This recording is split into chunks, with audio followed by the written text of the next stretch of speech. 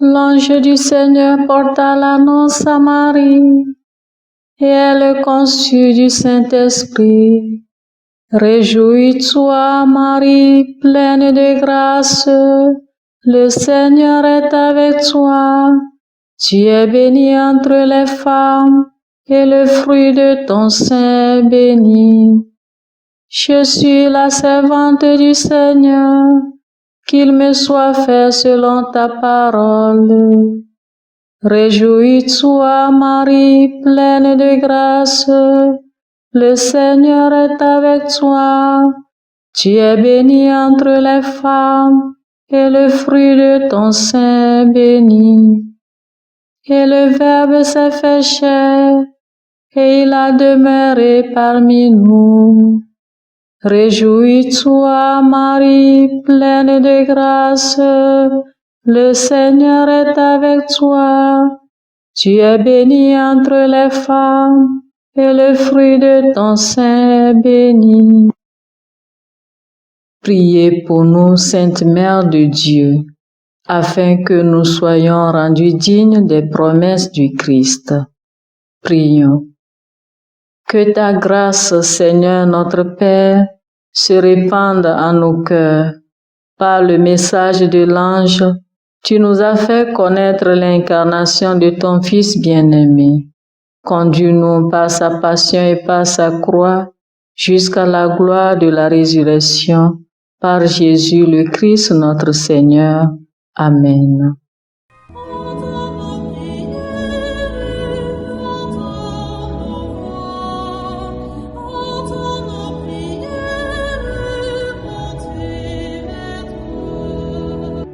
Seigneur, dans le silence de ce jour naissant, je viens te demander la paix, la sagesse, la force.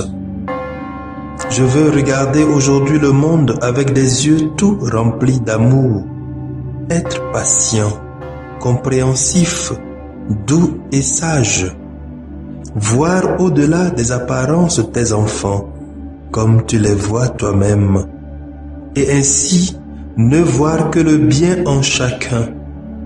Ferme mes oreilles à toute calomnie. Garde ma langue de toute malveillance. Que seules les pensées qui bénissent demeurent en mon esprit. Que je sois si bienveillant et si joyeux, que tous ceux qui m'approchent sentent ta présence. Revêts-moi de ta beauté, Seigneur, pour qu'au long de ce jour, je te révèle. Amen. Abonnez-vous à notre chaîne YouTube et cliquez la cloche de notification pour recevoir nos prochaines vidéos. 6e semaine du temps ordinaire. Les lectures sont lues par Justine Kondo, le diacre Justin Dikounou SMA, commenté par le père Éric Potor SMA. Première lecture. Lecture de la lettre aux Hébreux, chapitre 11, les versets 1 à 7. Frères, la foi est une façon de posséder ce que l'on espère, un moyen de connaître des réalités qu'on ne voit pas. Et quand l'Écriture rend témoignage aux anciens, c'est à cause de leur foi. Grâce à la foi, nous comprenons que les mondes ont été formés par une parole de Dieu, et donc ce qui est visible n'a pas son origine dans ce qui apparaît au regard. Grâce à la foi, Abel offrit à Dieu un sacrifice plus grand que celui de Caïn. À cause de sa foi, il fut déclaré juste. Dieu lui-même rendait témoignage à son offrande. À cause de sa foi, bien qu'il soit mort, il parle encore. Grâce à la foi, Enoch fut retiré de ce monde et ne connut pas la mort. Personne ne le retrouva parce que Dieu l'avait retiré. Avant cet événement, il avait été agréable à Dieu. L'Écriture en témoigne. Or, sans la foi, il est impossible d'être agréable à Dieu. Car pour s'avancer vers lui, il faut croire qu'il existe et qu'il récompense ceux qui le cherchent. Grâce à la foi, Noé, averti de choses encore invisibles, accueillit cet oracle avec respect et construisit une arche pour le salut de sa famille. Sa foi condamnait le monde et il reçut en héritage la justice qui s'obtient par la foi. Parole du Seigneur. Nous rendons grâce à Dieu. Psaume 144. Je bénirai ton nom, Seigneur, toujours et à jamais. Chaque jour, je te bénirai. Je louerai ton nom toujours et à jamais. Il est grand, le Seigneur, hautement loué. À sa grandeur, il n'est pas de limite. Je bénirai ton nom, Seigneur, toujours et à jamais. D'âge en âge, on vantera tes œuvres, on proclamera tes exploits. Je redirai le récit de tes merveilles, ton éclat, ta gloire et ta splendeur. Je bénirai ton nom, Seigneur, toujours et à jamais.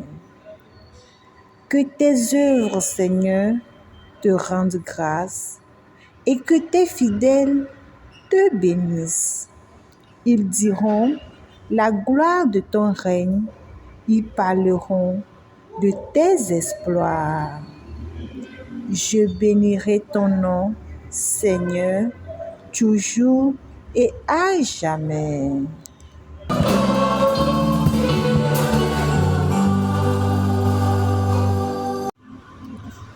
De la nuée, une voix se fit entendre. Celui-ci est mon fils bien-aimé. Écoutez-le.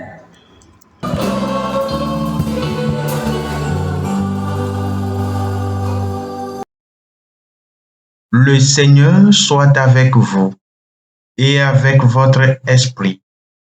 Proclamation de l'Évangile de Jésus-Christ selon saint Marc. Gloire à toi, Seigneur. Marc, chapitre 9, versets 2 à 13. En ce temps-là, Jésus prend avec lui Pierre, Jacques et Jean et les amène, eux seuls, à l'écart sur une haute montagne. Et il fut transfiguré devant eux. Ses vêtements devinrent resplendissants, d'une blancheur telle que personne sur terre ne peut obtenir une blancheur pareille. Élie leur apparut avec Moïse, et tous deux s'entretenaient avec Jésus. Pierre alors prend la parole et dit à Jésus, « Rabbi, il est bon que nous soyons ici. Dressons donc 3 tentes, une pour toi, une pour Moïse et une pour Élie. » De fait, Pierre ne savait que dire, tant leur frayeur était grande. Survint une nuée qui les couvrit de son ombre, et de la nuée une voix se fit entendre. Celui-ci est mon fils bien-aimé, écoutez-le. Soudain, regardant tout autour, il ne vit plus que Jésus seul avec eux. Ils descendirent de la montagne et Jésus leur ordonna de ne raconter à personne ce qu'ils avaient vu, avant que le Fils de l'homme soit ressuscité d'entre les morts.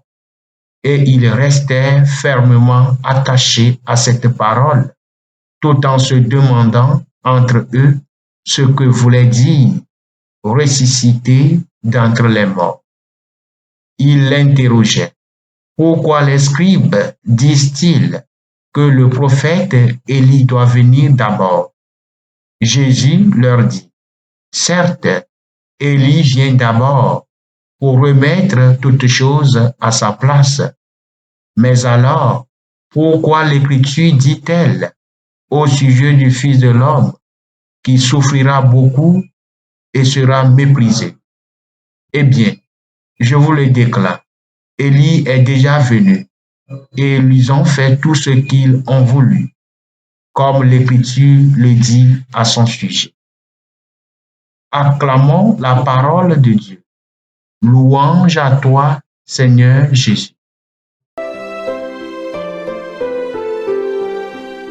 Chers frères et sœurs dans le Christ, comme le pape Jean-Paul II l'a si bien défini dans son encyclique Fides et Ratio, la foi et la raison sont comme les deux ailes qui permettent à l'esprit humain de s'élever vers la contemplation de la vérité. En effet, il y a des vérités que l'entendement humain peut comprendre par simple raison, mais il y en a d'autres que la raison humaine ne peut pénétrer et doit nécessairement faire appel à la foi. La foi aide alors l'être humain à saisir les réalités qui sont au-delà de son entendement. La plupart des vérités spirituelles et chrétiennes s'inscrivent dans le sillage des réalités que seule la foi peut aider à comprendre. Et c'est de ces réalités que la première lecture nous parle aujourd'hui. La première lecture nous rappelle que les réalités comme Dieu, la création du monde, le salut, relèvent du domaine de la foi. Pas une foi de charbonnier, bien sûr, mais une foi éclairée par la lumière de la raison. Chers frères et sœurs, il y a certaines personnes qui veulent tout comprendre avec leur petite raison, et ils passent tout leur temps à débattre même les réalités de la foi. Mon frère, ma sœur, ne perds pas ton temps dans certaines discussions. Les réalités spirituelles ne se débattent pas, mais se vivent ou s'expérimentent. La bonne nouvelle est que lorsqu'on s'abandonne entre les mains du Seigneur dans la foi, il trouve tous les moyens possibles pour se révéler à nous. Tout comme dans l'évangile de ce jour, nous avons entendu comment Jésus-Christ s'est révélé à certains de ses disciples dans la transfiguration. Le message pour nous en ce jour est de nous laisser guider par le Christ dans la foi, et il saura se révéler à nous davantage, nous faisant découvrir ainsi la vérité sur notre vie et notre salut. Amen.